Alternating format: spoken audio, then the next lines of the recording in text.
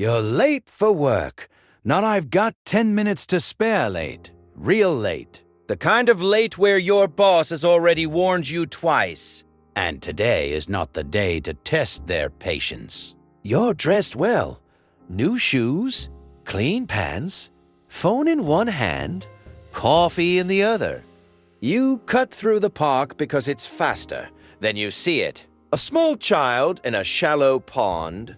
At first, your brain doesn't even process it. It looks wrong in the way a dream looks wrong. Then, it hits you. This child is not playing. They're struggling, slipping, going under. If nobody moves right now, this child is going to drown. Peter Singer made this scenario famous in connection with his 1972 essay, Famine, Affluence, and Morality, and later reused it in The Life View. Can save to make a point about our duty to help others. Now pause the story, because this is the easiest moral question you'll hear all day. Do you step into the pond? Of course you do. You ruin the shoes. You soak the clothes. You miss the meeting. You deal with the mess later, because in that moment, none of that matters compared to a child's life. That is exactly why Singer chose this case. Almost nobody thinks my clothes might get dirty is a serious reason to let the child die. And that is where the trap closes. Because Singer's real question is not about the pond.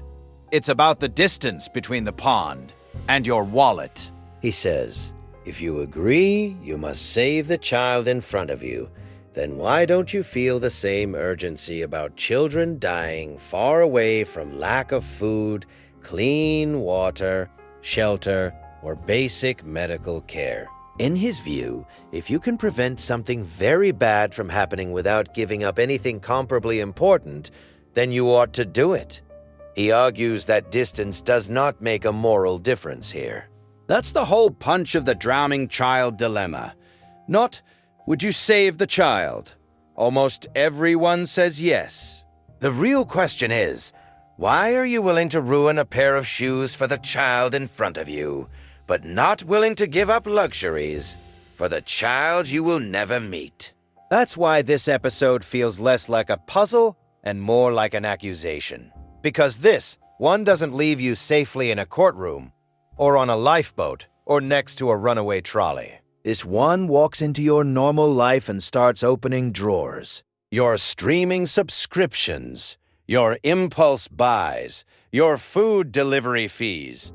That thing in your cart you do not need but want. Singer's argument, in simple English, is this.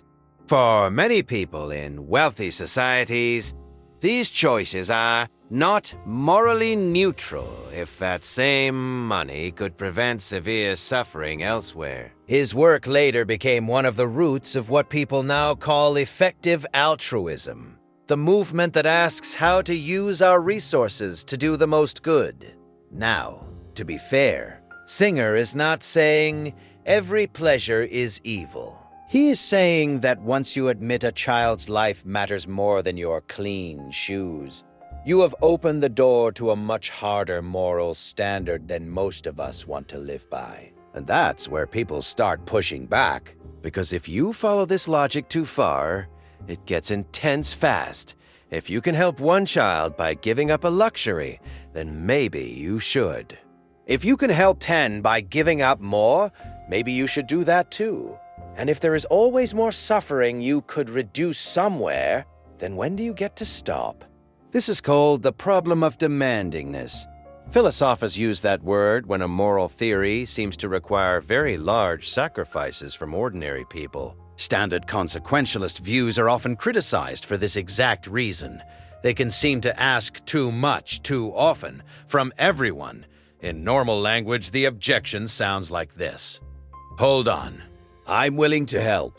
But are you saying I'm doing something morally wrong every time I buy something nice for myself while serious suffering exists somewhere else?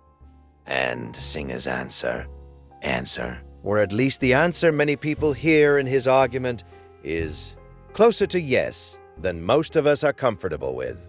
That is why the drowning child problem is so powerful. It doesn't mainly test your compassion. It tests your consistency.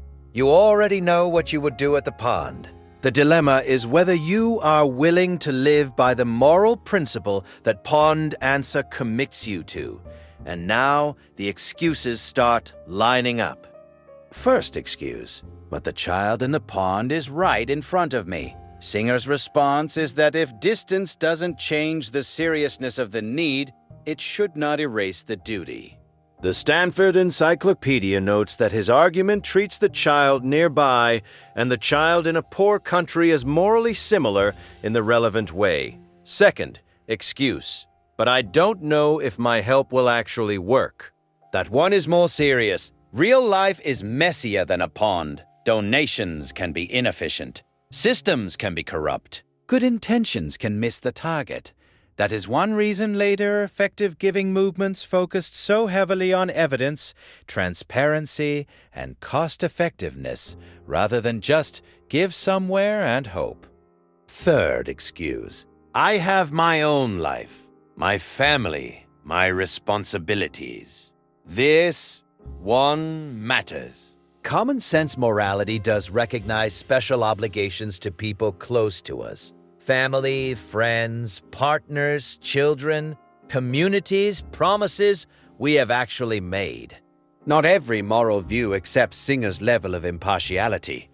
Many philosophers think we do owe something extra to the people we stand in special relationships with. And honestly, this is where the dilemma gets real. Because most of us do not live as pure, impartial calculators. We do not treat our child and a stranger's child exactly the same. We do not feel the same pull toward every human life in the abstract. We live in circles: family, friends, neighborhood, country, world. So maybe the deepest question is not, is Singer technically right? It's how much of my comfort am I willing to defend once I know someone else is drowning? That is a harder, more honest question. That is a harder, more honest question. Because even if you reject Singer's strongest conclusion, the drowning child still destroys one lazy moral habit: pretending that tiny personal costs are serious enough to excuse ignoring major suffering.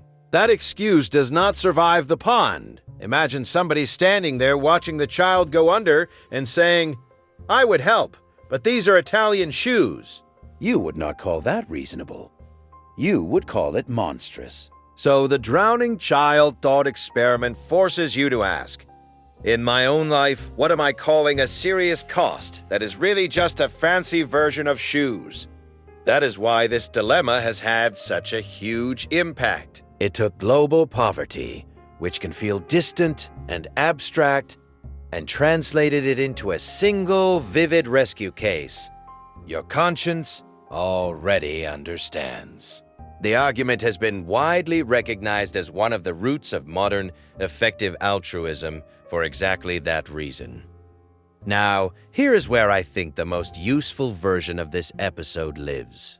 Not in guilt, not in moral grandstanding, and not in pretending there is a simple formula that solves everything, but in 3 honest questions. First, what counts as comparable moral importance in your life? Singer's principle is not give until you are dead. The classic wording says, prevent bad things when you can do so without sacrificing anything comparably important.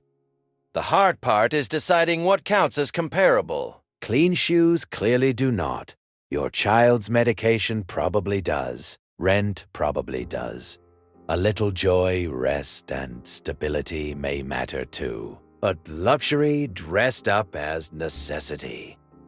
That is where the pond starts speaking again. Second, are you using distance as anesthesia? You do not see the child who needs malaria prevention. You do not hear the parent who cannot afford treatment. You do not pass them on your way to work. But invisibility is not the same thing as irrelevance. A lot of moral failure comes from how easy it is to care about what is vivid and ignore what is statistical. The drowning child story is powerful precisely because it makes the distant vivid again. Third, are you trying to be innocent or helpful? This matters. Some people hear Singer and freeze because the standard feels impossibly high. They think, well, if I can't do enough, why do anything? But moral progress rarely starts with purity. It starts with honesty and movement.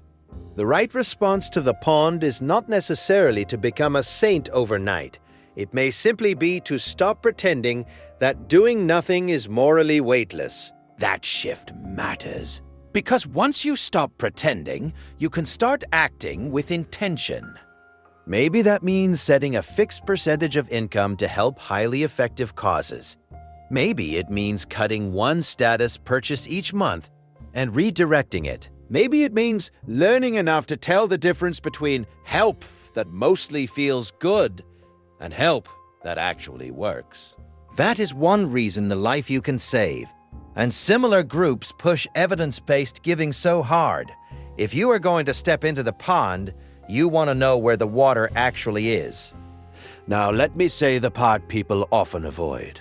This dilemma is scary because it threatens the story we tell ourselves about being decent. Most of us want to think of ourselves as the kind of person who would save the child. Singer's brilliance was to ask, then why are there so many children drowning just outside the frame of your life while you keep walking? That question does not mean you are evil, but it does mean your conscience may be narrower than your self-image, and that gap is where moral growth begins. The drowning child is not mainly a story about charity. It is a story about whether morality stops at the edge of convenience. So here is the final turn. You probably will never pass an actual pond with a drowning child, but you do pass modern versions of that pond all the time. Every time you learn that a relatively modest amount of help could make a major difference in someone's survival or health, and your only serious reason not to act is comfort, image, or habit, the pond is back. The pond is back. Not as drama, as clarity. And the point is not to wreck your life with guilt. The point is to stop lying to yourself about what kind of costs really matter. Because once you see the difference between a ruined pair of shoes and a ruined human life, you cannot unsee it. That is why this easy rescue case still stings more than 50 years after Singer first built his argument around it. It is morally simple at the surface and personally disruptive underneath. So maybe the question for this episode is not, would you save the drowning child?